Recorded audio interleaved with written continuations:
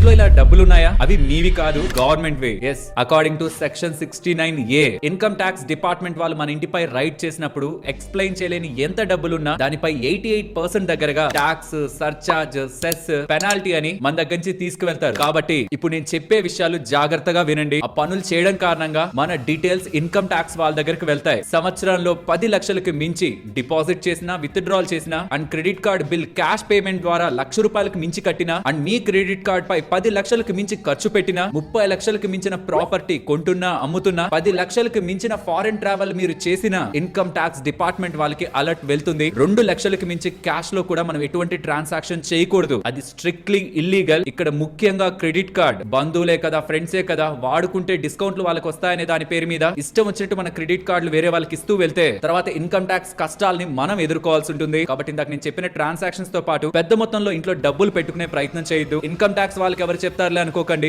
శత్రువులు ఎక్కడ ఉండరు, మన చుట్టుపక్కలే ఉంటారు. అండ్ ఈ వీడియో ఎవరికి షేర్ చేయాలో మీకు బాగా తెలుసు. స్పెషల్లీ మీ ఫ్రెండ్స్ అండ్ ఫ్యామిలీకి తప్పకుండా షేర్ చేయండి. వీడియో నచ్చితే లైక్ చేస్తూ అలా వెళ్లే ముందు ఛానల్ ని సబ్స్క్రైబ్ చేయొచ్చు కదా.